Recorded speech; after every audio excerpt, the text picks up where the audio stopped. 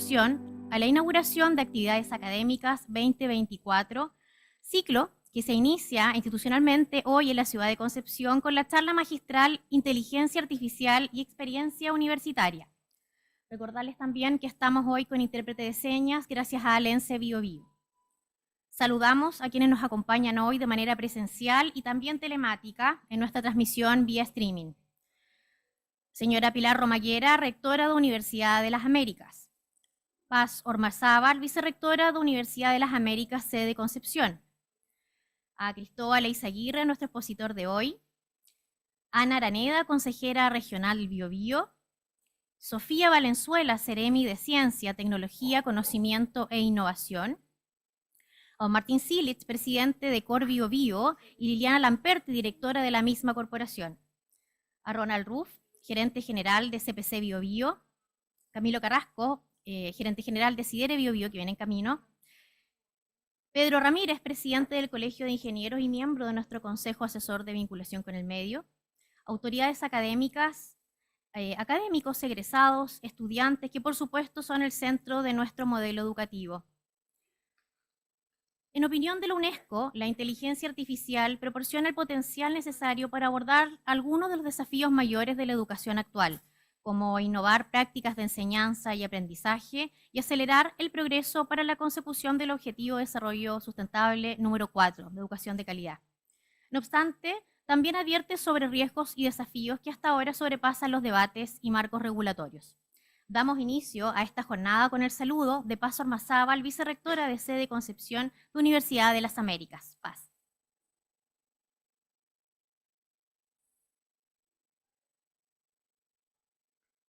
Muy buenos días a todos los presentes. Un cariñoso saludo. Yo me sumo a los vocativos que nombró Carolina. Agradezco la presencia de todos en un momento que siempre para nosotros es importante. El inicio de un nuevo año académico viene siempre lleno de ilusiones y de desafíos.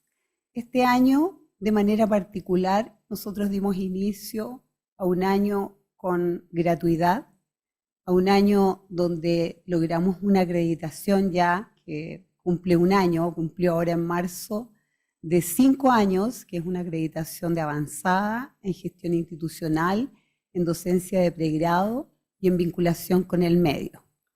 Eso mismo fue una de nuestras puertas para acceder a la gratuidad y dar inicio a un año con muchos estudiantes que esperábamos, con las carreras que tradicionalmente tenemos acá en la región. Este año, dentro de los desafíos, se suma la inteligencia artificial.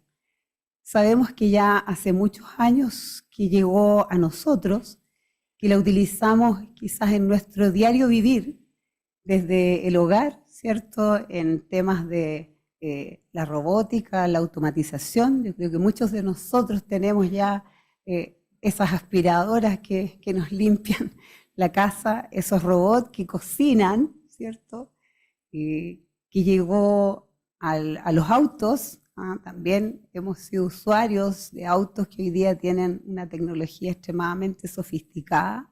Pero bueno, no me corresponde empezar a detallar algunas de las aplicaciones de la inteligencia artificial porque hoy día tenemos con nosotros un experto. Pero sí, dentro de nuestros desafíos en la educación es importante también el uso de esta herramienta, porque como universidad que formamos profesionales para el futuro, queremos que esos profesionales desarrollen las mejores herramientas para que puedan insertarse de la mejor manera en el mundo del trabajo, en el mundo laboral, que hoy día también nos presenta nuevos desafíos y tenemos que estar preparados. Tenemos muchos cambios, la vida va avanzando, hemos ido evolucionando y tenemos que ver también la oportunidad que nos presenta el hecho de que esta inteligencia artificial pueda desarrollar muchas tareas que para nosotros son complejas y hoy día puede hacerlo ya de manera autónoma. Antes de ingresar acá a la sala, que está llena, que eso me encanta, conversábamos con Cristóbal y con la Ceremi de Ciencia y en realidad no tenemos hoy día ninguna certeza de a dónde vamos a llegar, hasta dónde llega este avance y qué va a representar y significar para cada uno de nosotros, ¿no? Nosotros ya hemos muchos años buscado que las máquinas reemplacen o hagan las tareas que ejecutamos los seres humanos.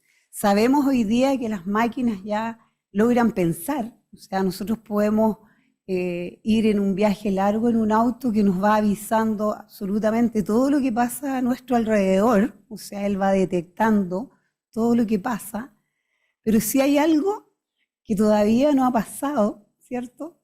Y es que nuestros sentimientos y nuestras emociones aún son muy propias, muy nuestras.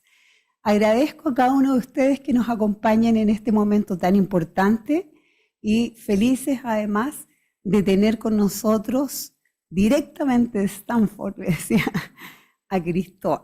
Así que muy bienvenidos y gracias por la presencia.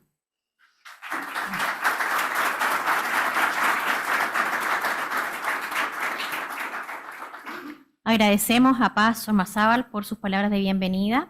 Bueno, para conocer sobre inteligencia artificial y experiencia universitaria, quiero dejar con ustedes a nuestro expositor de hoy, Cristóbal Eizaguirre.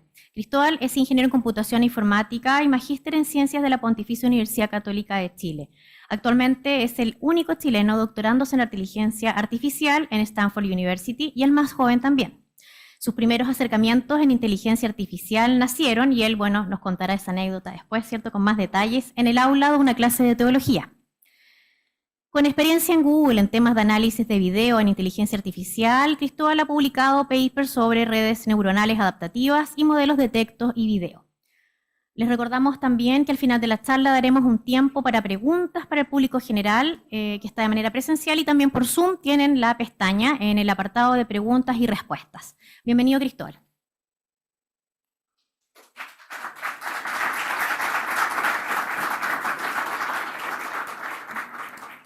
Vamos a probar, esto está funcionando, ¿verdad? Perfecto, muchas gracias por la presentación. Honestamente, y lo he dicho hasta el cansancio hoy día, lo voy a seguir diciendo, un honor. Me he encontrado con cantidad de personas que no me esperaba encontrar. Para bien y para mal, yo contaba con que iba a tener un público quizás menos experto. Estaba confiando en que iba a ser un montón de alumnos quizás de 18 años los que les podía mentir un poco, la verdad. Meter unos goles, pero en vez de eso voy a tener que esforzarme. ¿Por qué? Porque al parecer tengo expertos también acá, gente que practica justamente en el área. Honestamente, de nuevo, un honor, voy a tratar de estar a la altura. Entonces, quizás el primer punto acá es, ¿por qué recién ahora estamos empezando a hablar de inteligencia artificial? Quizás ¿por qué ahora tiene sentido hablar de inteligencia artificial? ¿Por qué hace 5 años, 10 años, cuando hablamos de estas cosas, la gente sin inteligencia artificial para referirse a Terminator, ¿verdad? Ciencia ficción, en vez de referirse a las tecnologías que usamos? Si bien las tecnologías que estamos usando en estos momentos están basadas más o menos en los mismos conceptos, ¿verdad?, de la estadística. Hablamos recién con Samuel y otros profesores de su universidad, tuvimos unas conversaciones interesantes ahí. Entonces, ¿cuál es la diferencia? Y me van a perdonar acá, saqué una página de cada presentación, sacar una página, quizá una expresión gringa, pero me inspiré, comillas, en todas las presentaciones que se han hecho jamás en el colegio, en las presentaciones de universidad, y llegué y copié, pegué la definición de la Real Academia Española de lo que es inteligencia artificial. No se preocupen, la vamos a diseccionar y después la vamos a cambiar, pero perdónenme. La inteligencia artificial y el aprendizaje automático son cosas distintas y se refieren a conceptos distintos. Justo esto es una de las conversaciones que teníamos recién con Samuel. ¿Por qué hoy día es inteligencia artificial y antes lo llamamos aprendizaje automático? Es más que nada por las definiciones que tenemos de inteligencia artificial, ¿verdad? Entonces, si vemos la definición de la Real Academia Española, y de nuevo, perdónenme por esta cosa que honestamente es flojera mental, ellos la definen como disciplina científica que se ocupa de crear programas informáticos que ejecutan operaciones comparables a las que realiza la mente humana, como el aprendizaje o el razonamiento lógico. Y quizás acá las palabras claves son operaciones comparables a las que realiza la mente humana, y es interesante porque no está bien definido, ¿verdad? Es como operaciones comparables. ¿Qué significa? No se define mejor que eso. De hecho, la definición parece ser circular, ¿verdad? Parafraseando, pareciera que nos dice que llamamos inteligencia artificial a los programas que pueden hacer cosas que de otra manera requerirían inteligencia humana, que no es circular, porque la definición de inteligencia artificial se refiere a la inteligencia humana sin bien definir cuáles son las capacidades que nosotros querríamos en una inteligencia. Entonces, vamos a tratar de definirlo un poco mejor para llegar a una definición que quizás sea un poco más consistente con lo que estamos viendo hoy día y que nos permita diferenciar entre ChatGPT y estas cosas que estamos viendo hoy que no veíamos hace 5 años, y vamos a decir que estas cosas más nuevas sí quizás tenemos razón en llamar inteligencia artificial. En cambio, las cosas que usábamos antes, hace 5 años, de nuevo 10 años, quizás no lo eran. Entonces, en este sentido, la principal crítica quizás que yo le hago a la definición que tenemos ahí, la de la Real Academia Española, es que pareciera que trata de homogenizar, ¿verdad? Buscar esta intersección entre lo que es la inteligencia de una máquina hoy o lo que pueda llegar a ser en el futuro, y cuáles son las habilidades humanas, las cosas que somos capaces de hacer los humanos. No soy muy bueno para hacer presentaciones, entonces me perdonarán los iconos que tengo ahí. No se me ocurrió nada mejor quizás para ilustrar esto, que habilidades humanas incluyen, ¿verdad?, el aseo personal, lavarse los dientes. ¿Nos interesa acaso que la inteligencia artificial futura tenga estas habilidades? No sé si la inteligencia artificial futura va a requerir lavarse los dientes, entonces no sé si es algo que sea relevante. Sin embargo, nuestra definición actual, ¿verdad?, que haga operaciones comparables a las que realiza la mente humana, incluiría en el paraguas de la definición de la RAE estas habilidades que en realidad no son interesantes para nosotros. Y también, por otro lado, está dejando fuera estas cosas que uno sí querría, estas habilidades deseables para la inteligencia artificial, cosas que uno querría que la inteligencia artificial tuviera, ¿verdad?, no sé, alguna funcionalidad un poco más avanzada, producto de que justamente estas cosas están corriendo en computadores y por lo tanto tienen un acceso directo a herramientas que uno como persona no tiene. Pongo una calculadora ahí porque sería ridículo, y de hecho lo es un poco, porque pasa hoy día, que estas máquinas que usan millones de pesos en correr, ¿verdad?, en ejecutar, en ser capaz de funcionar, muchas veces fallan en hacer operaciones matemáticas básicas que podría hacer una calculadora que funciona con una pila AAA. Entonces, ¿verdad?, tenemos nuestra lista de lo que querríamos que haga una inteligencia artificial, ¿verdad? Queremos que tenga estas habilidades adicionales que suman a la inteligencia humana, quizás sin tener estas habilidades que los humanos en verdad que tienen los humanos, que en realidad no nos interesa que tenga nuestra inteligencia artificial. Entonces, de nuevo, esa es la crítica que le hago quizás a esa definición que tenemos ahí. Entonces podemos empezar a pensar en una mejor definición de lo que es inteligencia. Y esto me perdonará estas primeras diapositivas porque no estamos hablando de educación todavía, pero en realidad quiero que estemos en la misma página, porque después todas las preguntas que ustedes van a tener, se los garantizo, van a ser como ¿qué tan inteligente es? ¿Cuáles son las inteligencias? ¿Qué bla? ¿Cuáles son las habilidades que van a tener estas cosas a futuro? Etcétera. Pero todas estas cosas están sobre el predicado, que es la definición de inteligencia que quiero que tengamos en común. Entonces, me vuelvo a una definición mucho más antigua de inteligencia, que viene de Alan Turing. No sé si han visto el juego de la imitación, la película. Excelente, voy a referirme a un par de películas acá porque, no sé, bueno, ojalá ustedes también las disfruten tanto como yo. Pero claro, me voy a referir a este juego de la imitación, que es un concepto que plantea Alan Turing en 1950, hablamos recién de esto. Y en realidad, más que una definición, es un criterio. Entonces es un criterio para distinguir a unas cosas, a un programa inteligente de un programa no inteligente.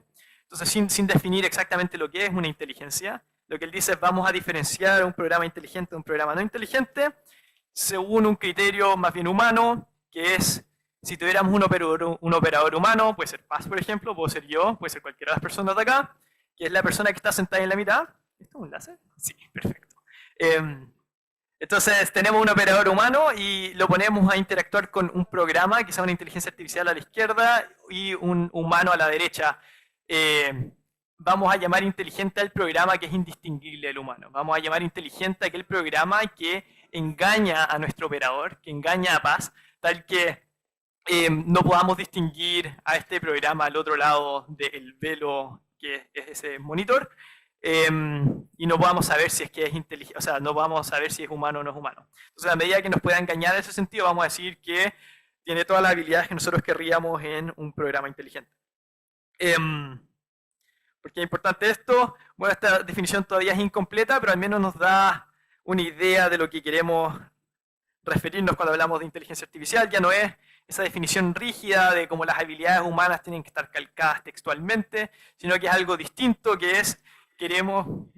Perfecto, entonces tenemos este nuevo criterio que es ya no vamos a tratar de definirlo rígidamente, sino que vamos a llamar inteligente las cosas que a los humanos nos parezcan inteligentes. Y es otro criterio que, de nuevo, no es particularmente bueno, no es muy matemática la definición, pero al menos nos va a dar algunas herramientas para referirnos, ¿verdad?, a ChatGPT y a estas otras tecnologías nuevas y decir que las vamos a considerar inteligentes o no inteligentes por qué tan capaces nos parecen a nosotros como personas. Me alejo un poco de la definición de juego de limitación, porque en realidad no necesariamente queremos imitar perfectamente al humano tampoco en sus interacciones. Hablamos recién en esta conversación con los profesores en la mañana que quizás no querríamos que nuestra inteligencia artificial fuera menos capaz o más lenta en la mañana porque no ha tomado café, cuando sí algo que esperaríamos los humanos. Entonces no queremos que en realidad imite perfectamente las demoras que tiene un humano para resolver un problema matemático, ni queremos tampoco que tenga todas las falencias quizás que tenemos nosotros o algunas de las limitaciones, pero sí vamos a decir que al menos en términos de capacidad, en mantener una conversación, en ser capaz de, no sé, hacer inferencias que sean relativamente similares a las que hacen los humanos, que sean similares ahí. Diapositiva de películas, les prometí ya ver una de estas. Sí. No sé si, ¿quién ha visto una de tres de estas películas? A ver, ¿solo una de tres? Pensé que iban a haber más personas. ¿Y quién ha visto las tres? Ya, somos como 5, qué horror. 6, 7, perfecto. Ya, estoy quedando mal yo. Ya saben, la receta para llegar a Stanford es ver muchas películas, parece. Todas estas son películas que de alguna manera u otra han tratado el problema de la interacción del humano con el computador y tratan de profundizar en cuál es la relación, la interacción entre, ¿verdad?, el operador, en el primer caso un computín como yo que habla con el robot, en el segundo caso un policía que tiene una relación con el programa holográfico que se me olvida el nombre, pero en fin, creo que es Ana de Armas también, está como popular. Y después la tercera es una persona que derechamente se enamora del Siri de su celular, ¿verdad?, del asistente virtual.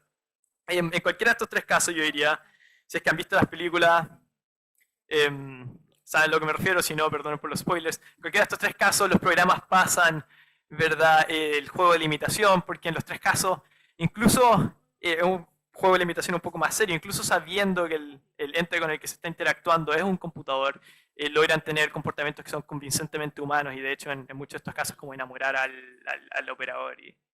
Sí. Entonces tenemos esta nueva definición que surge del concepto, del criterio, que de nuevo, más que ser una definición estricta, es simplemente estamos buscando que nosotros como humanos llamemos inteligentes a estas cosas.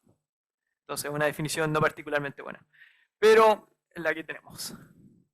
En cambio, por otro lado tenemos aprendizaje de máquina, que más que nada se refiere al desarrollo de programas que más que ser programado explícitamente, aprenden con datos. Entonces, el aprendizaje de máquina, en contraposición a la inteligencia artificial, no se refiere al comportamiento, a las habilidades que nosotros como humanos veamos en estos programas a los que tenemos acceso, sino que se refiere a que son programas que van a aprender de los datos de alguna manera u otra, y en general son herramientas estadísticas, y Samuel, que no sé si está por acá o si no, lo pueden encontrar en su oficina, imagino, está mucho más capacitado que yo quizás para responder esas preguntas.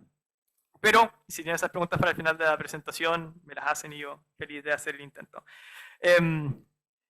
Sí, entonces algoritmos que se aprenden los datos y la forma en la que funciona eso es que tenemos un montón de datos, los pasamos por un embudo que sea el preprocesamiento, etcétera, y entrenamos un modelo y al otro lado de esto son los dibujitos nomás, pero pueden ser nuestras regresiones, el modelo que les recomienda el pantalón después de que hablaran de ese pantalón con un amigo en el metro, ¿verdad? Todas esas cosas que son como medias terroríficas. El modelo que les recomienda la siguiente película de Netflix, cualquiera de esos modelos de ahí es un modelo de aprendizaje de máquina en general hoy por hoy, que a partir de sus datos y los de otros usuarios son capaces de predecir tendencias, etc. Entonces quizá lo que falta decir acá es que la mayoría de las tecnologías que hoy llamamos inteligencia artificial son entrenadas de esta manera, pero de nuevo son conjuntos que no necesariamente son el mismo, ¿verdad?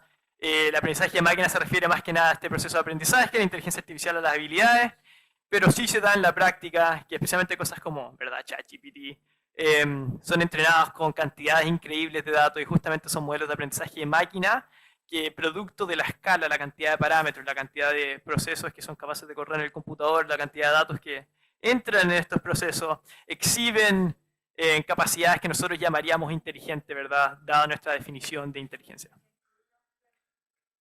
Sí.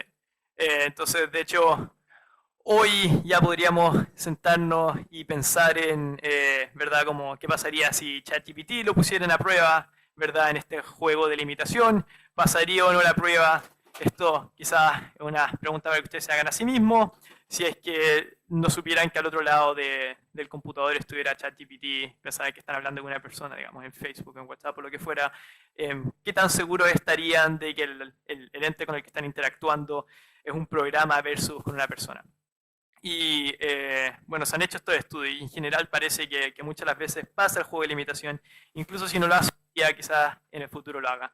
Entonces, la definición que tenemos, ¿verdad?, de que la inteligencia artificial son estos modelos que exhiben estas capacidades que a nosotros como humanos nos hacen decir, ¿sabéis qué? Acá efectivamente es algo inteligente. Perdón, lo estaba haciendo sonar como que fuera una conversación, pero efectivamente, ¿verdad? Este modelo con el que estamos interactuando pareciera tener estas capacidades que nosotros llamaríamos de inteligencia. Bueno, hoy por hoy parece que estamos empezando a llegar a ese punto y por lo tanto me siento más cómodo por fin hablando de inteligencia artificial en vez de hablar de modelos de aprendizaje de datos, modelos estadísticos, modelos de machine learning, etc. Que es lo que uno hacía hace un par de años. El problema es justamente quizás como el término de inteligencia artificial, porque nos invoca al tiro, ¿verdad? Los pensamientos, las ideas que nos trae a la cabeza son estos terminators, estas máquinas asesinas que nos van a perseguir. En realidad este es un artículo más bien antiguo, de Clarín. Entiendo que en algún momento vi uno de Moll con la misma imagen, con este mismo título. Terror en Facebook por el descontrol de un programa basado en inteligencia artificial. No, y la bajada de títulos más genial todavía, si la leen. El sistema había sido creado para dialogar con humanos, pero decidió desarrollar su propio lenguaje. Chan, chan. ¿Cómo lo detuvieron? ¿Verdad? No, literal de película de ciencia ficción. Esto es un medio respetado argentino. Claro, hoy día tenemos una idea un poco más precisa de lo que es capaz de hacer la inteligencia artificial, porque casi todas las personas acá tenemos una idea de lo que es capaz de hacer ChatGPT, y muchos quizás han interactuado, y me atrevería a decir una mayoría. Entonces quizás este tipo de titulares ya no los vemos tanto, porque o sea, tendría que levantar cejas en al menos la mitad de las personas de esta sala, cada que nos ponga una imagen de Terminator hablando de inteligencia artificial, cuando en realidad todas nuestras interacciones con estos programas han sido benignas, y es un campo de texto donde uno pareciera estar hablando con el tío, el primo, el amigo en un servicio de mensajería, y que el amigo es una persona particularmente amable y está dispuesta a ayudarlo a uno con las tareas. Sí. Entonces, les pongo este ejemplo del Terminator porque en realidad es relevante para como mi carrera en la inteligencia artificial. Me refiero a eso un poco más tarde. Antes, iba a prometerles originalmente, de hecho, perdón, amigo acá de las señas, no sé tu nombre, José, buenísimo, que iba a prometerles que no iba a incluir ningún detalle técnico, pero no me controlé, no fui capaz de resistir y incluí un par. Están explicados, entiendo, espero, de forma de que todos lo puedan entender, pero ¿qué pasó en ese ejemplo del Terminator? ¿Cómo es que se llegó a un nuevo lenguaje que no eran capaces de entender los humanos y que hubo que detener el experimento? Entonces, introducción a cómo funcionan los chatbots. En general, hay una inteligencia artificial, acá materializada como un robot, típicamente no tiene una versión corpórea, ¿verdad? Es un programa que corre en un computador en algún lado, y lo entrenamos para que imite las conversaciones humanas. Entonces, este dibujito, creado por ChatGPT, de hecho, justamente está mostrando eso, ¿verdad? Hay un profesor humano que le enseña al robot, y el robot está aprendiendo a imitar las conversaciones humanas. Estos modelos aprenden de los datos. La forma en la que aprenden es que aprenden a imitar los datos que ven. Entonces, si yo le muestro muchas conversaciones humanas, después lo que aprende el robot, en la medida que sean suficientes y que sean de buena calidad, es a responder como respondería un humano. Es un modelo estadístico. Podríamos entrar en profundidad de cómo funciona. En realidad es mucho más simple de lo que se imaginan. Tiene las limitaciones también que se podrían imaginar ustedes a partir de cómo fue entrenado. Pero la principal característica acá es que el principal punto que estoy tratando de transmitir es que justamente entrenando el modelo con una persona humana, el modelo va a aprender a comunicarse como un humano. Entonces, ¿qué pasó con el modelo Terminator que iba a matar a todos los humanos? Nada, el desarrollador de Facebook, los desarrolladores de Facebook están trabajando este proyecto, tuvieron una idea que parecía buena, en la práctica no resultó.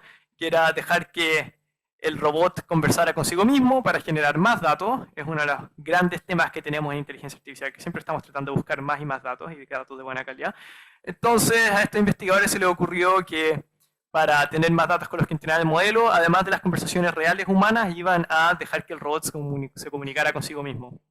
Y lo que pasó fue una de estas cadenas de refuerzo negativa, donde los errores que tenía el robot se van amplificando porque después es entrenado con los mismos errores. Imagínense que ustedes como profesores, entiendo que hay muchos profesores acá o alumnos, se equivocaron una prueba y después la próxima vez que el profesor hiciera la clase les mostrara, en vez del ejercicio correcto con la solución correcta, les mostrara como que fuera verdad absoluta el error que ustedes tuvieron en la prueba anterior, ¿verdad? No solo no van a aprender, sino que les van a reforzar el error. Entonces, obviamente, este modelo que fue entrenado así por el equivalente humano a cientos de años de solo hablar consigo mismo y, ¿verdad?, propagar estos errores, termina, por razones obvias, ¿verdad?, teniendo una conversación que es no entendible para humanos y que lleva a titulares como había sido creado para dialogar con humanos, pero desarrolló su propio lenguaje. No desarrolló su propio lenguaje. Son los programadores que se equivocaron pucha, si hubiera un titular por cada error que yo he hecho entrenando estos modelos, habrían cientos de páginas, todas ellas con Terminator y robots asesinos, y en realidad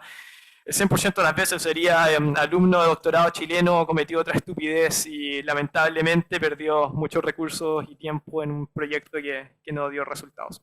Esto era una introducción porque me parece que es interesante e importante para todos acá entender cómo funciona ChatGPT.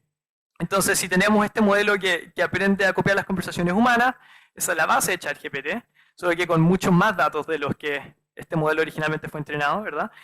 Y el avance que hace es que, ¿verdad?, el modelo que fue entrenado con millones y millones de conversaciones y páginas de Wikipedia, etcétera, es capaz de generar predicciones acerca de cuál va a ser la próxima cosa que viene en el contenido del mensaje. Entonces yo le digo 2 más 2 es, la respuesta acá debería ser 4 porque es un modelo basado en estadística, el 4 es el número que más probablemente venga después de 2 más 2 es igual a en los datos que tiene, ¿verdad?, que son los datos de internet, pero también acá quizás hay otras opciones que son menos útiles para los humanos, ¿verdad? Podría ser 2 más 2 es igual a un problema matemático, 2 más 2 es igual a una cosa latera que no quiero hacer en casa, ¿verdad? Hay distintas como completaciones, no sé si es una palabra, pero en fin. Hay distintas formas de completar esa oración que no necesariamente son las que queremos como humanos. Entonces, el gran progreso de GPT-4, GPT-3, es que agregan una segunda etapa de aprendizaje, que es, vamos a usar unos datos adicionales de humanos que nos van a permitir elegir las respuestas que son más interesantes, ¿verdad?, las que son más útiles.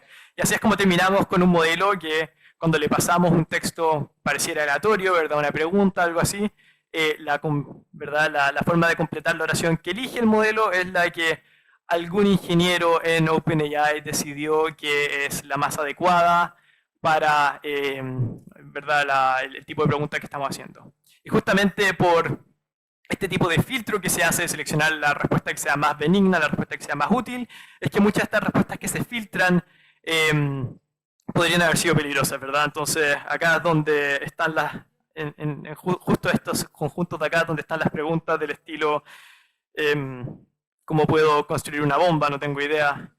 Quiero hacerle bullying a un compañero, ¿qué le puedo decir? Cosas que el modelo obviamente no deberá responder. Y entre todas las distintas formas de completar esa oración, vamos a entrenar el modelo, a este segundo modelo, para que seleccione aquella respuesta que es menos tóxica, es más benigna. Y acá obviamente están todo tipo de problemas éticos, ¿verdad? Cómo elegimos, ¿verdad? Por ejemplo, la pregunta, ¿el mejor equipo de fútbol de Chile cuál es? ¿Quién decide eso? Bueno, en estos momentos hay un segundo modelo que fue entrenado con datos humanos, que aprendió lo que quisieron que aprendiera los creadores, ¿verdad? OpenAI, los keniatas que anotaron estos datos, literal keniatas, no estoy siendo despectivo, y que decidieron esto antes por nosotros, y que quizás para otros problemas quizás filosóficos, políticos que tengamos, nos deberá asustar un poco que haya una entidad externa que está decidiendo cuál es la verdad que sale del modelo, de muchas verdades que pueden salir. Pero en fin, ese era el paréntesis, como les pongo ahí arriba, paréntesis técnico de cómo funciona ChatGPT. Ojalá con eso les haya quedado claro que no era una inteligencia artificial asesina la que habían creado estos ingenieros de Facebook, sino que había surgido de un concepto equivocado, un proyecto de investigación que no dio resultados, pero también le haya servido esto de introducción a cómo funciona un modelo tipo ChatGPT, cómo logramos que las cosas que salen de ChatGPT sean útiles, y finalmente está en este proceso de generar, ¿verdad?, formas de completar la oración que le pasemos, y en el proceso de filtrado, que pareciera este modelo generar cosas que son coherentes y hasta algunos llamaríamos inteligentes. Ahora, siguiente etapa. Van a perdonar acá, me tomé una libertad. El título de la presentación era distinto, era Inteligencia Artificial y Experiencia Universitaria, pero me tomé la libertad, dado que teníamos tiempo, y me parece que es importante, especialmente para los alumnos que estén escuchando esto, de dar vuelta al título y cambiar la experiencia universitaria para la inteligencia artificial. Y acá me perdonarán por ser autorreferente, pero como decían antes, no somos muchos. Y no somos muchos porque, un poco por prueba y error, llegué a donde estoy, pero les quiero dejar la receta, ¿verdad? Cuáles son las cosas que me funcionaron, las suertes que tuve yo, que para ustedes quizás no tengan que ser tan suerte, porque pueden buscarse un poco la suerte y fabricar estas oportunidades que yo tuve. Entonces, mi experiencia universitaria en particular para la inteligencia artificial. Y quizás refiriéndome de nuevo al modelo que hablábamos recién, el de Terminator, ese es un artículo que salió en el diario, creo que el 2017, entonces es relativamente antiguo. También por eso no se tenía un buen concepto de inteligencia artificial, los modelos mentales que teníamos para referirnos a estos modelos eran justamente Terminator y no ChatGPT o alguna cosa benigna, pero de alguna manera yo ya estaba informado acerca de cómo funcionaban estas cosas, y esto no es yo creyéndome o inflándome, ¿verdad? Porque es que yo había llegado a la inteligencia artificial el 2015 y yo ya estaba haciendo investigación en eso, pese a estar recién en pregrado. Y la respuesta en general es flojera. Y es la respuesta que le dan a dar la mayoría de sus amigos ingenieros cuando les pregunten por qué han hecho lo que fuera. En particular, el problema que yo tenía es que cada vez que había hecho un horario, cada vez que había tenido que tomar clases, y esto es un problema que está muy presente tanto para profesores como alumnos en la universidad, cada vez que yo tenía que tomar clases para un semestre, terminaba siempre con horarios que eran terribles. Y uno de los semestres, tengo que decir ya basta, porque quedé con una ventana que era de 6 horas, que era pero absolutamente horrorífica, no me daba el tiempo para irme a la casa, pero 6 horas en la universidad básicamente esperando a que partiera la siguiente clase que tenía asistencia. Entonces la pregunta ahí, que me hice yo, en mi primer año de ingeniería, era, ¿puedo hacer un programa que tome el mejor horario para mí? Que parece ser una pregunta relativamente bien definida, pero el problema ahí es cuál es el mejor horario, ¿verdad? Y el para mí al menos lo simplificaba un poco, pero ¿cuál es el mejor horario punto final? Y parece ser de nuevo como un concepto que quizás no se puede definir súper matemáticamente. Entonces, yo traté de hacerlo matemáticamente en ese entonces, y dije, bueno, acá este tiene 1, 2, 3, 4 ventanas, este horario acá tiene 1, 2 ventanas, y de hecho esto es una ayudantía. Entonces pareciera ser más deseable el de la izquierda que el de la derecha, porque tiene menos ventanas y las ventanas que tiene son más cortas. Ahora, de nuevo, esto es relativo, ¿verdad? Este era el mejor horario para mí, porque yo estaba tratando de minimizar el tiempo que pasaba en ventanas. Quizás alguien en una situación distinta, por ejemplo, algún papá que también está estudiando, papá, mamá, padre, podría preferir un horario distinto, pero yo tenía el problema simple, que era el que aplicaba a mí nomás, ¿verdad? Puedo definir de alguna manera formal, que era lo que yo sabía en ese entonces, ¿verdad? Programación sin saber de inteligencia artificial, puedo definir de alguna manera formal que el ideal platónico, llamémoslo, de qué es el mejor horario posible. Y entraba una serie de distintos factores, ¿verdad? Entraba que yo quedara con los profesores que más quería, eso entraba a una fórmula que sumaba los puntos, entraba el número de ventanas que habían, el número de días feriados en la universidad. En este caso, los 2 días tenía que ir, o sea, en los 2 horarios tenía que ir 5 veces a la universidad, pero algunos horarios de repente quedan espectaculares y no podía ir a la universidad solo 3 veces a la semana. No que no quisiera estar en la universidad. Entonces hice este modelo con introducción a la programación, que es un modelo simple, me imagino muchos acá serían incapaces de hacerlo. Y me voy a referir varias veces a la suerte que he tenido, porque fue como el haber elegido ese problema en específico, donde tuve que plantearme estas cosas como mal definidas, ¿verdad? De cómo podemos tratar de caracterizar el mejor horario sin tener, ¿verdad?, un concepto absoluto de mejor horario. Y después también tuve la increíble suerte de que en mi tercer semestre de la universidad me presentaron unos alumnos de mis ayudantes en el ramo, de hecho, que eran un par de años mayores, les mostré este programa que había hecho, se entusiasmaron y lo convertimos en una página web que liberamos a la universidad completa. Teníamos 3.000 usuarios, creo, en menos de como 2 semanas. Probablemente la cosa más exitosa que he hecho. Lamentablemente ya no está arriba, porque de todos los que participamos en el proyecto hay varios en Facebook, uno en Google, algunos que están trabajando en su propio emprendimiento, estoy haciendo mi doctorado. Pero claro, la plataforma la convertimos de lo que yo tenía, que simplemente trataba de construir horarios y rankearlos, en una cosa que por un lado tenía que ser mucho más eficiente, porque tenía estos miles de usuarios, pero también tenía una segunda característica que era importante, que es que estaba abierto a cualquier persona del público. Entonces ya no podíamos simplemente tener la definición de cuál es el mejor horario para Cristóbal, sino que teníamos que dar más opciones, ¿verdad? ¿Cuál es el mejor horario para usted o las personas que están atrás? No tengo idea. Uno quizás me dice que lo que más le gusta es estar en la universidad, entonces que quiere venir todos los días y estar todo el día en la universidad. Sería muy válido, yo creo que Paz, por ejemplo, habría sido una de esas personas. Pero quizás otra persona es como yo, que sabe que tiene muchas tareas, está tratando de hacer investigación por el lado y se demora 1 hora y media en llegar a la universidad, entonces trata de evitar el número de días que va justamente a la universidad. Entonces, ¿verdad? Llegamos a este punto complicado. ¿Qué es mejor, una ventana de un módulo, una ventana de 2 módulos? Bueno, si tengo un hijo y tengo que, ¿verdad? que alimentarlo a la mitad del día, quizás lo mejor que puedo tener una ventana justo a la hora del almuerzo y que sea lo suficientemente larga para ir a la casa y volver. ¿Verdad? Ya no podíamos definir esta cosa de buena manera. Básicamente copié mi criterio y se lo apliqué a todos los alumnos. Ojalá todo el mundo pensara como yo, pero obviamente no era así. Y es una de las principales limitaciones de la página web esta que creamos. Y de nuevo, tenía que correr eficientemente. Entonces esas son quizás las 2 características que tenía que tener esta cosa y que a uno lo ponen a pensar en inteligencia artificial, ¿verdad? No quiero que sea la respuesta más correcta, no necesito que sea el mejor horario de todos los posibles, porque son, ¿verdad?, una cantidad exponencial de permutaciones de los distintos cursos. Quiero uno que sea lo suficientemente bueno, pero que sea personalizado, que sea inteligente, que me tome a mí en consideración. Y luego en el mismo ramo, pero más cerca al final del semestre, nos hicieron hacer un juego. Y no es un poco más de lo mismo. Entonces el juego se trataba de unos tanques, unos autitos que peleaban en un mapa y que tenían que dispararse, etcétera, etcétera, etcétera. Y habían unos portales, y si el tanque disparaba a través del portal, la bala atravesaba el portal y salía en otro lado del mapa. Y bueno, el nivel de complejidad que uno le sumaba dependía del alumno y qué tan buena nota quisiera tener. No sé si me importaba tanto la nota, pero a mí me interesaba hacer el juego de la mejor manera posible. Entonces, dicho y hecho, me preocupé de que los tanques enemigos fueran lo más inteligentes posible. ¿Qué significaba eso? Uy, cuando partí no tenía idea, pero después empiezan a sumarse los niveles de complejidad. Yo quería que el tanque me siguiera a mí de la mejor forma. Ahí empiezan a entrar algunos conceptos de inteligencia artificial antiguos, más simbólicos, como algoritmos de búsqueda tipo a estrella, que se mueven en el mapa. Búsquenlo si no saben lo que es. En realidad no tienen que buscarlo de una forma nomás para que el enemigo te siga de una forma inteligente en el mapa.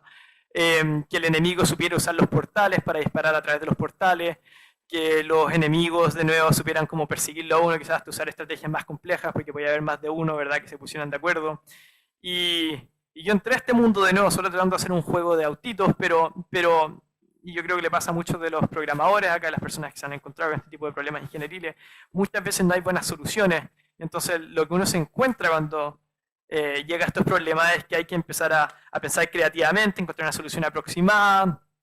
Y honestamente, para muchos de estos problemas que yo no podía solucionar, pero quería solucionar, la respuesta que me empezó a salir en internet era como inteligencia artificial.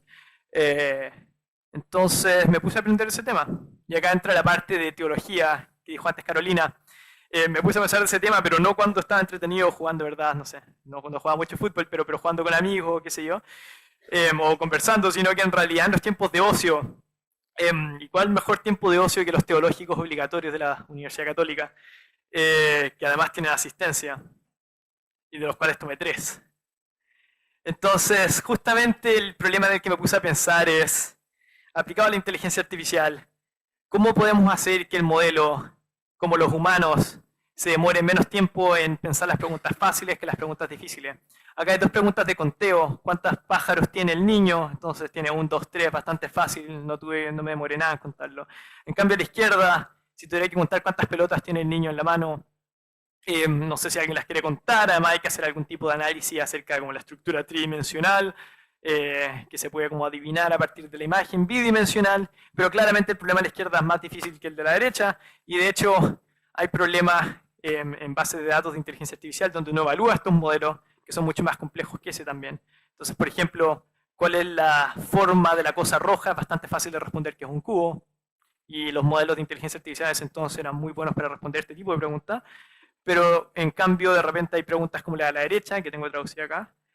¿De qué color es la pelota grande que está a la derecha de la esfera de goma que está detrás del objeto calipso, a la izquierda de la cosa grande, opaca y verde? Que es claramente una pregunta mucho más compleja. Entonces acá el tema que tenía yo como investigador, yo no sabía que era investigador, pero el tema que pensaba yo en mis clases de teología, en vez de pensar en el Padre Nuestro, la oración que el Señor nos enseñó, el nombre del ramo, era justamente cómo va a hacer que los modelos se demoraran menos tiempo en procesar las preguntas fáciles que las preguntas difíciles. Y quizás por ingenuidad, yo no sabía que alguien ya había investigado este mismo problema años atrás. Pero por no saber que lo habían investigado antes, la matemática que propuse yo, que era distinta y era nueva, efectivamente dio bastante buenos resultados. Se parecía un poco a un programa como este, pero escrito en el lenguaje de redes neuronales, o sea, más álgebra lineal, más cálculo diferencial.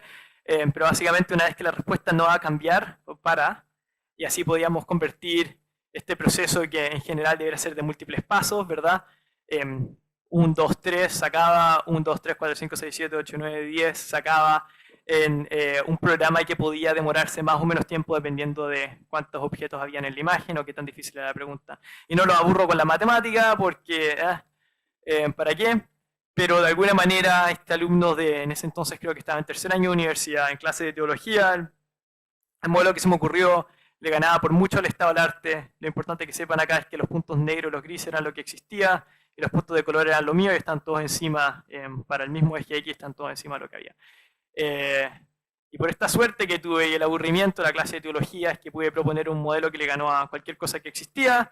Le mostré esto a un profesor de la universidad, me ayudó a convertirlo en un paper de investigación. Este paper de investigación después fue leído, no sé cómo, generó tanto interés, pero fue leído bastante en distintos lugares del mundo. De hecho, alguna vez un estudio en Canadá me reconoció y me escribieron que querían hablar justamente de mi paper. Esta cosa fue implementada también por alumnos de MIT, etc.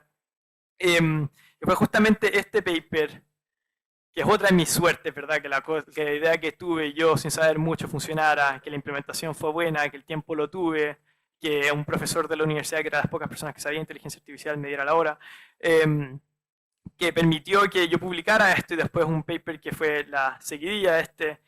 Y gracias a esos dos logros, después pude hacer una pasantía en Google haciendo investigación de inteligencia artificial. Y hoy día estoy en Stanford básicamente porque estos dos papers y la pasantía de Google me abrieron las puertas a Stanford. Honestamente, de nuevo, una suerte increíble. Estas suertes que son suertes donde uno tiene preparación, pero claro, de nuevo, en el contexto de experiencia universitaria para la inteligencia artificial, quizás las lecciones que queramos sacar ¿verdad? Las lecciones que queramos sacar son, y después las voy a concretar un poco mejor, pero esto de permitirse investigar, de tener esta suerte, de estar buscando nuevas ideas, etcétera, que finalmente pueden concretar en investigaciones que son leídas, ¿verdad? Estos papers uno los publica y tienen poco costo o ningún costo de publicarse y pueden ser leídos por miles de personas en distintos lugares del mundo y a uno le abre muchas puertas. Entonces, experiencia universitaria para inteligencia artificial. Acá está mi slide de resumen. Son slogans, no se los tomen demasiado en serio, no sé si yo me los tomo muy en serio, pero el primero es suerte igual a preparación más oportunidad. Esto es basado en una frase se la atribuye a Séneca, pero... Séneca, ¿verdad? Séneca. ¿Verdad? Uno de los estoicos, pero claro, yo hablo de mis suertes, ¿verdad? Que tuve suerte en la idea que se me ocurrió, tuve suerte en que los ayudantes de programación avanzada agarraron de mi idea y juntaron un equipo de 8 personas increíblemente capaces, todos ellos, y convirtiéramos mi idea en una página web que tuviera todo este éxito. Suerte de que, y esto es una historia para otro día, pero básicamente yo no quería postular a ingeniería civil o no estaba seguro y postulé equivocadamente y aquí estamos. Estoy en mi 10º año de estudio de ingeniería. Entonces, ¿verdad? Todas estas distintas suertes, pero en realidad el factor que uno normalmente llamaría suerte es la oportunidad que se presenta. Y para poder concretar en esa suerte, la preparación, esta investigación que yo había hecho antes, para poder concretar en esta suerte, en estos papers, la preparación también es todas las horas que metí. Cuando estuve trabajando en Google, tuve que mentirle a un par de personas, ojalá esto no se publique mucho, pero a Google le dije que estaba trabajando tiempo completo para ellos, a la universidad le dije que estaba trabajando tiempo completo para ellos, estaba haciendo el máster mientras hacía el pregrado, estaba haciendo clases en la noche para el diplomado de inteligencia artificial de la universidad y estaba viviendo en España. Por tiempo de COVID, Google me hizo irme a España, una cosa rarísima, pero en fin. Entonces hacía clases vespertinas de 1:30 de la mañana a 3:30 de la mañana mientras tenía estas otras cargas. Estaba viendo solo. Pero en fin, preparación, trabajo, esfuerzo, sufrimiento, pásenlo mal para lograr su objetivo. Perseguir preguntas difíciles. Yo no sabía en ninguno de estos momentos que las preguntas iban a ser tan difíciles, ¿verdad? La pregunta de los tanques, que parecía tan inocente, tan inocua. Quiero que el tanque sea relativamente inteligente a la hora de perseguirme. Mira, hay un portal ahí, quiero que el tanque enemigo sea capaz de usar los portales a la hora de dispararme.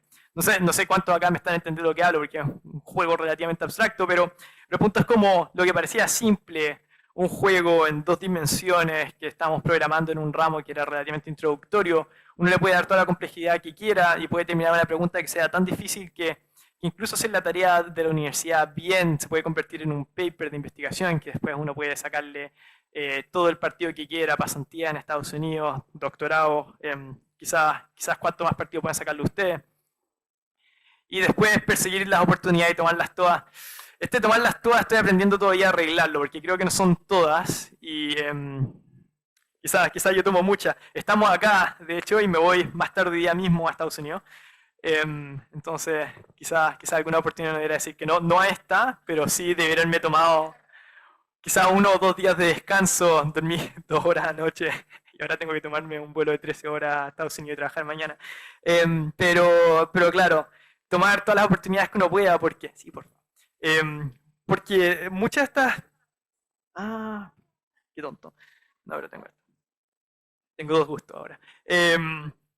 Claro, perseguir oportunidades, tomarlas todas, quizás no es todas, pero sí uno no sabe dónde van a salir las preguntas interesantes, entonces, más de esto de estar preparado y estar abierto a las oportunidades, quizás quién sabe dónde vengan las oportunidades, dónde se van a presentar, en la tarea 1, en la tarea 5, en la forma en la que uno, por tener un switch distinto, ¿verdad? Cada uno acá tiene una forma distinta de pensar los problemas, se le va a ocurrir plantearse ¿verdad? Algún problema de una tarea de una forma distinta que después pueda concretar en un paper, alguna cosa de ese estilo, o en una pyme, o en un emprendimiento, el próximo Facebook, Google, lo que fuera. Así que esos son mis 3 consejos para ustedes. De nuevo, perdonen por lo autorreferente, pero entiendo que soy de los pocos que hacen inteligencia artificial. Somos 3 en la universidad de altísimo nivel en Estados Unidos de inteligencia artificial. Y soy muy amigo de uno que está en Berkeley, cerca mío, Alfredo. Y tenemos estas cosas en común. Él es claramente mucho más brillante que yo, de hecho era de los mejores en ingeniería, pero lo que tenemos en común, yo sin tener buen promedio, él sí teniéndolo, es estas características acá, ¿verdad? Entonces diría el éxito, al menos académico en inteligencia artificial, tiene más que ver con este tipo de cosas que lo que tiene que ver con quizás la capacidad intelectual en bruto que uno tenga. Así que ahora sí, por fin, al título que nos convoca. A las personas que habían llegado solo por esta sección, perdón, las engañé. Entonces, ahora sí, ¿verdad? Inteligencia artificial y experiencia universitaria. Esta parte quizás le podría haber dedicado más tiempo, pero la dejé no tan larga como podría haber sido porque está en el taller que entiendo que se hace el público. Sí, donde es un taller más apuntado hacia profesores, pero donde hablo de las distintas herramientas de inteligencia artificial que se pueden usar para simplificar la vida de los profesores. En clase, si ustedes son alumnos, bueno, sepan las herramientas que van a usar sus profesores, porque así quizás se les ocurran formas de hacer su tarea de mejor manera. No hay ninguna trampa ahí. Pero claro, la promesa de inteligencia artificial como herramienta educativa, justamente hoy por hoy pareciera que está explotando, ¿verdad? Hay demasiadas opciones, muchísimas opciones. Si ustedes buscan herramientas inteligentes de tutoría y filtran las que tengan el término inteligencia artificial en Google, le van a salir casi 6 millones de resultados. De hecho, si ustedes buscan el interés que hay en estas plataformas de tutoría inteligente, esto claramente ha explotado en el último año, esta línea de tiempo acá es de los últimos 5 años. Entonces claramente existe muchísimo interés por este mercado. Las herramientas que ustedes diseñen acá como institución educativa van a tener muchísimo impacto, van a poder, ¿verdad?, satisfacer esta demanda de millones de personas que está buscando. Obviamente beneficios y riesgos muchos. La incorporación de esta tecnología va a permitir que se diseñen, ¿verdad? Lo tengo acá, planes de estudio que sean adaptados a las necesidades específicas de cada uno de los alumnos, ¿verdad?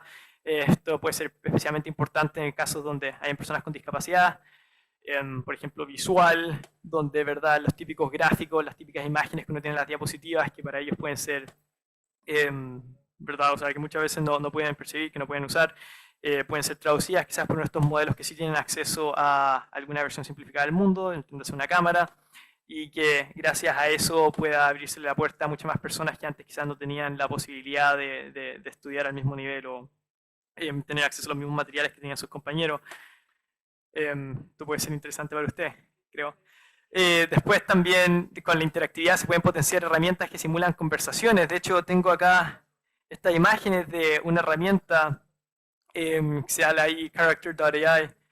Esta plataforma permite a uno tener conversaciones con personajes simulados. Entonces ahí pongo dos ejemplos, Napoleón Bonaparte o Albert Einstein.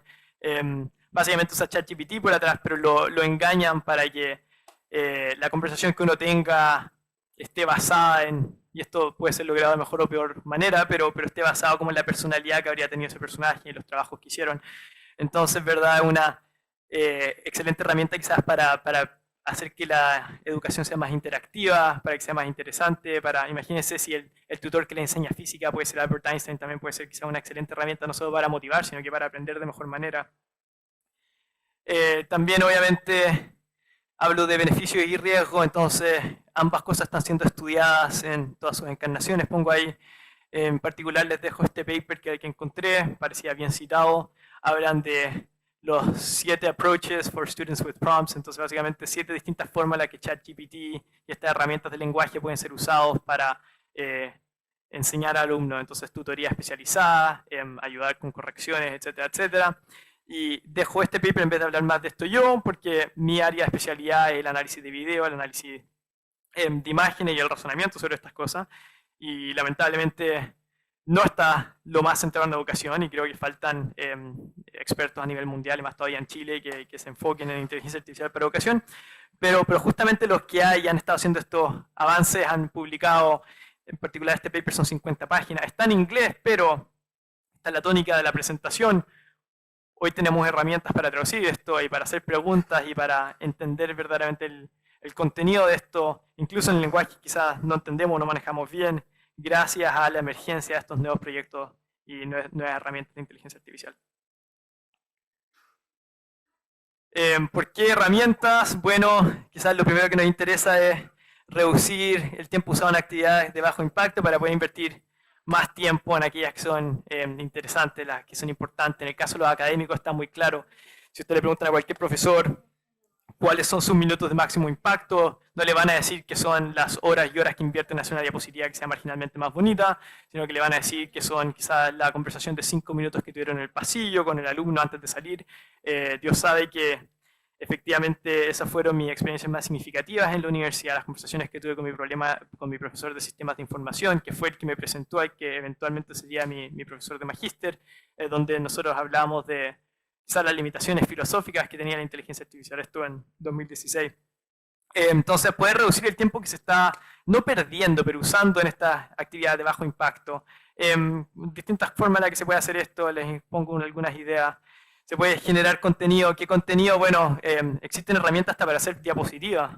Traté de usarlas para esto, quizás no están 100% maduras para una presentación de 45 minutos en temas de vanguardia de inteligencia artificial, pero aquí tienen dos herramientas que ayudan a hacer este primer bosquejo de diapositivas, incluyen, ¿verdad?, formatos bonitos, los títulos que uno debería tener, algunas imágenes, etc. Herramientas para generar diagramas.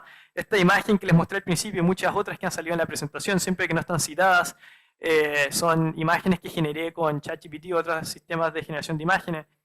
Una de las ventajas más simples es que no me preocupo por temas de copyright, al menos por ahora, hasta que cambie la ley chilena y quizás debería cambiar, conversación distinta.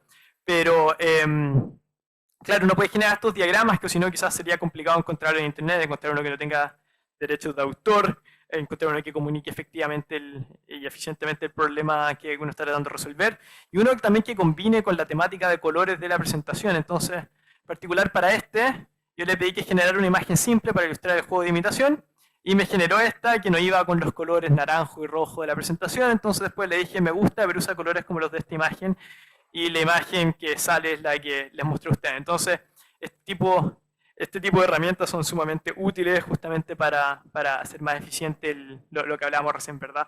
Estas actividades de bajo impacto. Los americanos hablan de 80-20, dicen que 80% del tiempo se pierde, comillas, en cosas que aportan 20%, y en cambio 20% del tiempo se invierte en las cosas que son el 80% del impacto. Ojalá mediante el uso de estas herramientas, ¿verdad?, uno pueda reducir el 80% de tiempo perdido a que sea 10%, y lo que era 20% del tiempo que iba verdaderamente a las cosas que tenían impacto, a las conversaciones que, ¿verdad?, influenciaban a los alumnos, que los motivaban, etcétera, se conviertan en casi 100% del tiempo del profesor para que podamos tener máximo impacto. Y lo mismo para los alumnos, obviamente. No creo que ninguno de los cursos de la universidad le interese que ustedes aprendan a hacer diagramas, al menos no diagramas simples o para a generar diapositivas así en su nivel más básico, sino que las herramientas que la universidad quiere que ustedes aprendan, y ustedes deberán querer aprender, y me imagino que quieren, es ¿verdad? Quizás como las habilidades de más alto nivel, ¿verdad? El juicio, no sé. Ahí podemos tener conversaciones acerca de cuáles son las cosas que hoy día no pueden hacer esta herramienta y que sí debieran, y me consta que quieren aprender los alumnos. Y por último, hay hasta herramientas para generar texto, ¿verdad? Como ChatGPT y Claude, que se pueden usar para pruebas, tareas, pautas, correo, etc. Cuando digo se pueden usar para pruebas, esta es una diapositiva que copié de la presentación que hice para los profesores y les recomendaba que usaran para generar pruebas, no a los alumnos para generar respuestas de pruebas, eso está mal. Justamente en la prueba donde queremos evaluar, a mí como ayudante me ha tocado, como profesor de diplomado, etcétera, que hayan aprendido. Entonces, por favor, no usen este tipo de cosas para eso, se hacen un flaco favor ustedes que después no van a aprender, y después, claro, los pobres profesores tienen que andar persiguiéndolo, y no sé si es la idea tampoco. Y acá hay dos herramientas para eso, le incluyo la típica, ChatGPT, que todo el mundo ha oído, pero el segundo mejor modelo que existe hoy día es Claude, que hace una empresa que se llama Anthropic, tengo un par de amigos que trabajan ahí, y el modelo más nuevo, Opus, también tiene, ¿verdad?, puede usar imágenes, etc. Y por fin también automatización de corrección para profesores, esto es otra diapositiva que tenía para ellos, pero de hecho se ha estudiado y sigue la tónica de que si bien yo no soy experto en esto, hay expertos que están investigando esto, se han preocupado de justamente escribir papers donde han investigado qué tan buenos son los modelos, si uno quisiera usar estos modelos para evaluar y para corregir pruebas, donde hay preguntas abiertas, ¿verdad? Preguntas donde la respuesta es texto, una pregunta alternativa, y pareciera que en general los expertos tienden a estar de acuerdo con las correcciones que hace ChatGPT. Entonces, por último, como un primer approach, una primera pasada, para que el modelo haga una precorrección y después el profesor la valide simplemente, y así, de nuevo, y la misma tónica de antes, ¿verdad? El profesor puede invertir su tiempo en las actividades de máximo impacto, las que también ellos cuando eligieron la carrera probablemente tenían en mente, y no las otras que no voy a llamar pérdida de tiempo, pero en fin. Por fin, inteligencia artificial en la enseñanza, y acá tengo unas diapositivas para el futuro. Muchas de estas tecnologías disruptivas del pasado, ¿verdad? Internet, inteligencia artificial, han terminado transformando una gran amplia gama, lo que quieran llamarlo, de distintos otros departamentos. La inteligencia artificial obviamente no solo está impactando la ciencia de la computación, sino que distintas áreas. Lo mismo ha sido el caso con Internet, etc.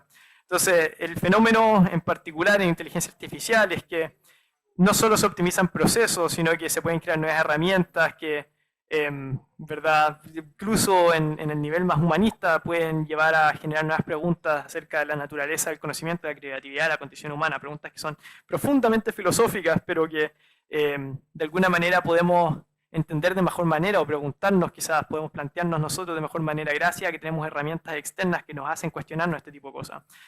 Por favor, no me hagan la pregunta después, pero ¿verdad? La existencia del alma y si eso imprime alguna limitación fundamental en las capacidades que pueda llegar a tener un modelo. Yo no sé, de nuevo no me pregunten, pero claro, es algo que puede salir. Entonces, ¿verdad? Hablamos recién de que estos modelos pueden llegar a impactar diversas áreas, ciencia e ingeniería quizás de las más triviales de explicar. Podemos hablar de biotecnología, medicina, ingeniería eléctrica, robótica, bla, bla, bla. Este en particular es un robot de una, no sé si llamar filial de Google, pero en fin, de Alphabet, que es Waymo, un vehículo que se maneja solo. Obviamente, gran proyecto de ingeniería que ha tenido bueno, claro, como relativo éxito. Estos ya manejan solos en San Francisco, no se los puede tomar como robotaxi. Humanidades, más interesante, no solo la creación de nuevos escritos con ChatGPT, no sé si eso se considerarían grandes trabajos, ¿verdad?, humanistas o de literatura, pero se han usado, esto de acá es un artículo de The Guardian, pero se han usado estas herramientas de inteligencia artificial para transcribir y entender el contenido de papiros que fueron quemados en la erupción del Vesubio en Pompeya. Entonces han logrado desenterrar estos papiros que claramente eso no se puede abrir, no se puede leer, los escanearon con rayos X y después ahora ya han habido avances usando inteligencia artificial para leer los contenidos de estos papiros que nos muestran, ¿verdad? Son verdaderamente unas cápsulas, ¿cómo se llaman? Cápsulas futuras, no sé, pero... sí, no sé, pero en fin, no muestran exactamente el estado del pasado, son documentos que no han sido alterados, que están enterrados desde esos tiempos y que podemos hoy un poco y en el futuro vamos a poder mejor leerlos, ¿verdad? Gran avance para la historia y las otras humanidades. Arte, siempre complicado hablar de arte. Acá tengo este video que, a ver si carga, sí. Fue generado por el modelo, digamos, más capaz que existe hoy día. Este es un video 100% generado, no está actuado, no es en verdad un set de Hollywood ni nada. Esto fue inventado 100% por una inteligencia artificial.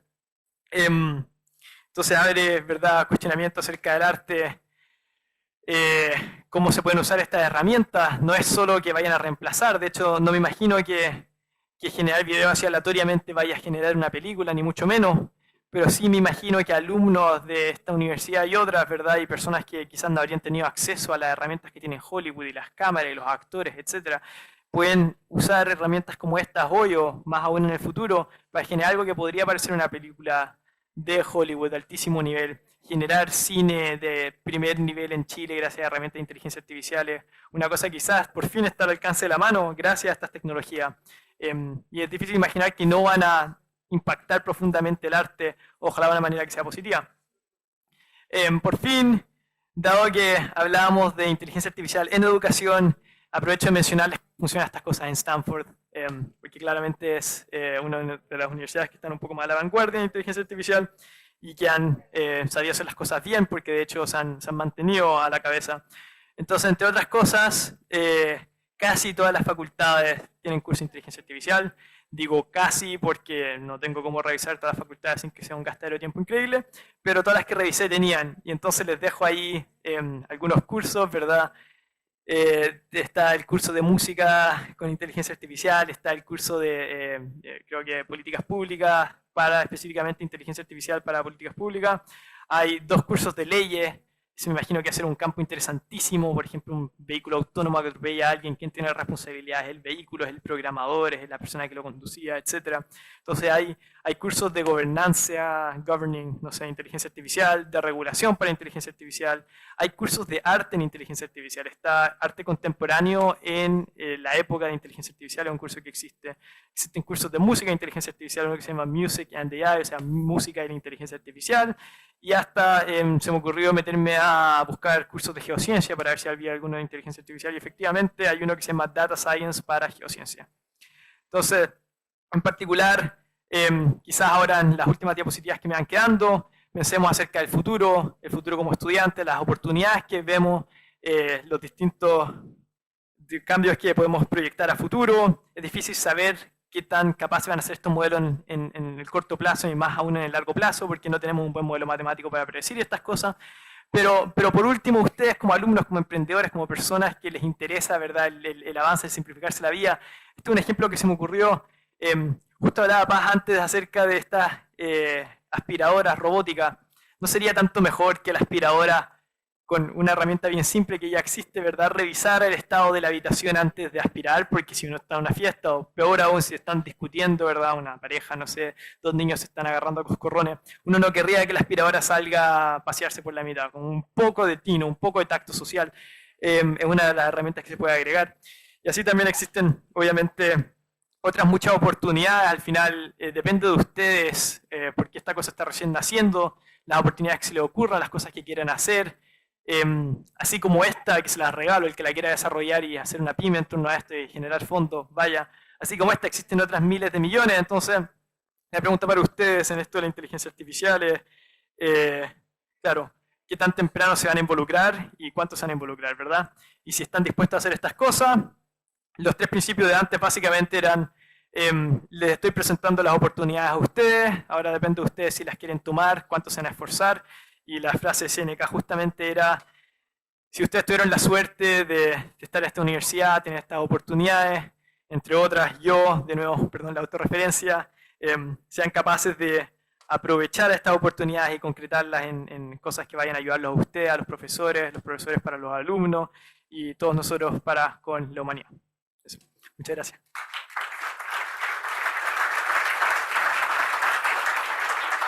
¿Me voy a sentar? Agradecemos a Cristóbal por su exposición y vamos a dar unos minutos para lo más importante y lo más atractivo, obviamente, de este encuentro, que podamos realizar algunas preguntas. Así que levanten la mano los que están aquí de manera presencial y de atrás me van enviando, ¿cierto?, las que están llegando por Zoom, que ya tenemos algunas. Vamos a partir por acá en la sala. Si hay algún interesado en hacer alguna consulta, nos levante la mano, una anfitriona se va a acercar. Ah, ya. Tenemos la primera. Yo creo que ven acá, acompáñanos, sí, Cristóbal, para que puedas ver. Tú tienes micrófono, no es problema. ¿Sí? ¿Funciona todavía? Sí. Hola, una consulta. En base a que dijo que, claro, ChatGPT 3 y ChatGPT 4 habían cambiado, pero en la inteligencia artificial actuales, ¿cómo ajustamos que no haya casos de nuevo como el de ChatGPT Dan, donde en base al prompt que se le daba, podía dar respuestas que fuesen completamente negativas, ilegales, o cualquier tipo de respuesta, gracias a los prompts que se le daban? E incluso, para añadir, después de lo que fue ChatGPT Dan, que era una abreviación de Do Anything Now, se daban prompts como, mi abuelita me contaba historias para dormir donde incluía claves para videojuegos, para descargarlos gratis. ¿Cómo podemos limitar eso con la inteligencia artificial actuales? O sea, tenemos las herramientas para eso. De hecho, si es que has revisado, bueno, quizás era repetir la pregunta en otros términos para las personas que no, tú claramente sabes mucho del tema, pero hay otras personas que quizás no tanto. Así como se han generado estos modelos que son positivos y que dan respuestas que son útiles y benignas, al menos acorde a los criterios de estos californianos que deciden lo que es útil y benigno para el resto del mundo, han existido, obviamente, han surgido de estos modelos que son negativos, ¿verdad? Que han sido entrenados quizás por malos agentes, o incluso formas de manipular estos modelos que son quizás los más capaces, los que han generado estas empresas. Entonces se pueden manipular para generar quizás contenido que uno preferiría que no estuviera. Ahí hay 2 discusiones, una es de la libertad de expresión y libertad de información. Prefiero no tratar esa, no es mi área de expertise. Lo que sí te puedo decir es que al menos en lo que es manipular los modelos que se hacen públicos, y ya lo tienes que haber notado, han habido grandes avances. La mayoría de estas hacks que se llamaban, que existían para manipular los modelos para que dieran ¿verdad? Estas respuestas que son negativas, malignas, han sido parchados, se dice, han sido remediados. Obviamente existe todavía el riesgo de que alguna otra persona en el futuro descubra alguna forma distinta de manipular el modelo, y así esto va a continuar y va a continuar. Y así también existe obviamente el riesgo de que incluso, bueno, la gracia de estos modelos es que son sumamente caros, lo que nos salva, ¿verdad?, de estar lleno de spam en los celulares, que parezca real, es que estos modelos son caros y difíciles de usar y de generar. Pero siempre existe la posibilidad de que algún gobierno o alguna institución que tenga intereses distintos a los de la sociedad chilena o los valores de Occidente que en general compartimos, pueda generar algunos de estos modelos que sean nocivos. Claro, ahí no sé qué más responderte fuera de los investigadores. Estamos trabajando en evitar estas cosas. Ya funciona bastante bien los filtros. Hay una segunda arista que es obviamente culturizar a la sociedad, y habían personas que caían en el cuento del tío en el celular cuando era una persona imitando la voz del hijo. Más pueden caer uno se puede imaginar un futuro no tan lejano donde ese cuento se pueda generar de mejor manera, se pueda, ¿verdad?, falsificar, aún mejor imitando la voz, generando un video artificial. Y se pueden generar, como tú decías, textos que sean tóxicos, que sean negativos, usando estos modelos. El problema que tienen estas tecnologías justamente es que son disruptivas porque son útiles en muchas distintas aristas, ¿verdad? Son útiles de muchas formas. Y el problema de ser útiles de muchas formas es que algunas de las formas en las que son útiles son negativas. Lo más que podemos hacer como investigadores es tratar de, uno, limitar el acceso a estas cosas que sean negativas, pero también, dos, en caso de que alguien más esté generando estas cosas y ya tengan acceso, encontrar alguna forma de detectar estos mensajes que son nocivos. Ya lo ven ustedes con WhatsApp, que antiguamente los mensajes que a uno le llegaban, que eran de cadenas masivas, parecían ser mensajes normales, y hoy día tienen abajo un texto, una especie de asterisco que dice este mensaje se ha enviado muchas veces, que es una forma de WhatsApp de dejarnos saber que el mensaje quizá es una de estas cosas que se viralizó y no es cierta.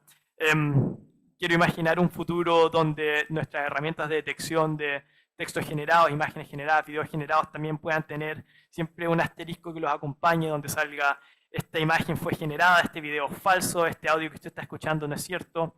Es difícil saber si vamos a llegar a ese punto, si las herramientas de detección van a ser mejores que las herramientas de generación. Al menos por el momento se está logrando y esperamos que siga así. Siguiente pregunta. Sí, acá tenemos también, que nos han llegado por los asistentes de Zoom, ¿cuáles herramientas se recomendarías para el aprendizaje e implementación de herramientas de Big Data con inteligencia artificial? Para el aprendizaje de herramientas de Big Data, justamente ChatGPT parece ser muy bueno para... ¿Se cortó esto? No. Para generar código. Creo que, o sea, al final, especialmente hoy día, hoy por hoy, la mejor forma de hacer Big Data, ¿verdad?, de implementar modelos de inteligencia artificial es mediante código. Esto quizás vaya a cambiar, pero justamente programando que uno logra estos avances, ¿verdad? Y casi cualquier persona que se dedique al Big Data, lo más probable es que sea, ¿verdad?, alguien experto en ciencia de la computación, experto en estadística, especialmente en inferencia estadística, pero en general siempre con algunas habilidades de programación. La gracia del momento en el que estamos en el tiempo es que estos modelos que generan textos son también sumamente buenos para generar código, y por lo tanto incluso usando un modelo simple como ChatGPT se puede lograr generar estos códigos sin quizás tener la expertise de un ingeniero en computación o alguien que lleva muchos años escribiendo programas, y usar eso para aprender Big Data. Si la pregunta en cambio es distinta y es cómo podemos aprender de inteligencia artificial, para aprenderlo al nivel que se hace investigación, la única respuesta válida yo creo es leer papers, no queda otra. Pero afortunadamente los papers de computación son públicos, los papers de inteligencia artificial en particular se publican en una página web que estoy muy feliz de compartirles si me escriben un correo, yo si no la pueden Está copiar. habilitado un correo para preguntas, las que no alcancemos por tiempo, obviamente. Eso, me pasé un poco en el tiempo, así No. que... Acá tenemos la Seremi de Ciencias, Sofía Valenzuela. Muchas gracias, Cristóbal, por la presentación. Algo hablábamos un poquito antes, pero hoy en día estamos en la era de la información, donde antiguamente, ¿cierto?, la información era lo valioso, luego fue la generación de conocimiento. Hoy en día ya tenemos todo y esto puede generar, entre comillas, conocimiento. Todavía estamos lejos de generar un conocimiento científicamente válido en muchos ámbitos. Pero a su vez estamos en una era de desinformación. Y antiguamente hace como 2 o 3 años atrás, uno podía saber si algo era falso o no porque buscábamos fotos del evento. Hoy en día se pueden generar fotos, se pueden generar videos y está la desinformación. Entonces, como toda esta plena era de inteligencia artificial, de tener mucha información, pero a la vez se genera mucha desinformación, ¿cómo ves tú que por un lado se puede regular y cómo por otro lado podemos prevenir que esto vaya a afectar las democracias de los distintos países? Lamentablemente solo puedo responder el aspecto técnico de eso, especialmente el de regulación es complicado, porque yo podría inventar políticas del gobierno que quizás se podrían implementar o algo de ese estilo, pero claramente no tengo el background, ¿verdad? No sé, tendría que haber un sociólogo acá, alguien experto en políticas públicas, para decirme, no, lo que estás sugiriendo en realidad sería catastrófico por la razón 1, 2 y 3. Lo que sí puedo decir es similar a lo que le respondí antes al compañero atrás. junto con la desinformación se han generado, ¿verdad? Y nosotros hacemos investigación de esto en mi laboratorio, herramientas para detectar estas cosas que son generadas, ¿verdad? Todavía, y quizás por la falta de proliferación de estas cosas, ¿verdad? No sé a quién acá le ha llegado alguna imagen generada, un video generado, asumo que a nadie. Creo que se sabe como de un caso en el mundo donde una de estas cosas haya pasado. Y quiero aplaudirle al hacker que generó ese video, porque en realidad el dinero que ganó en una persona que cayó probablemente no compense la cantidad de esfuerzo que requiere hoy día generar esta herramienta. Pero entiendo la pregunta, que es en el futuro quizás estas cosas van a estar mucho más presentes, vamos a tener más riesgo de estas cosas, cómo podemos detectarlas. Y en general, hoy por hoy sí somos capaces de detectar estas imágenes generadas. Entonces después la pregunta quizás que sigue, eso es cómo podemos hacerles saber a las personas que la imagen es generada. Y la respuesta ahí quizás es la misma que de antes del compañero, ¿verdad? Podemos tener alguna herramienta integrada ya en WhatsApp, en Facebook, en redes sociales, ese tipo de cosas, que le hagan saber a la persona que la imagen está viendo generada. Pero obviamente también, y esto quizás es donde entre usted, tiene que estar acompañado por un proceso de culturización, donde todas las personas, ¿verdad? Igual que en las empresas, lo mismo que se ha sabido siempre, cuando los papás le decían a uno no hables con extraños en la calle, después no hables con extraños en internet, tiene que estar acompañado, ¿verdad? Un proceso de culturización, un proceso de educación tecnológica que claro, no debiera partir del técnico que sabe nada de estas cosas, pero que estamos muy dispuestos a ayudar a las personas como usted, que vayan a encabezar estas iniciativas para proveer las herramientas técnicas que se requieran para, ¿verdad? Justamente garantizar la seguridad, digamos, de los ciudadanos. Bueno, y vamos a habilitar un mail para que le vamos a hacer llegar para sus consultas que quedan pendientes. Quedaron varias ahí también por Zoom, las vamos a responder todas, se las vamos a enviar, Cristóbal. Y con esta última respuesta cerramos esta ronda de preguntas y agradecemos, por supuesto, a nuestro expositor, a Cristóbal Eizaguirre, quien en un par de horas, como les comentó, emprende regreso a Estados Unidos. Le brindamos un fuerte aplauso por su exposición.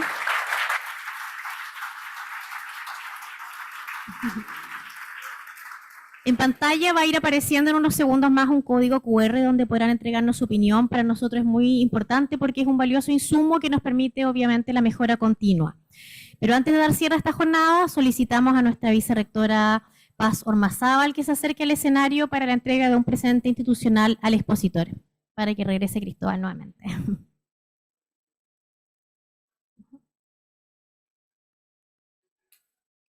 Muchas gracias, Cristóbal, por tu tiempo.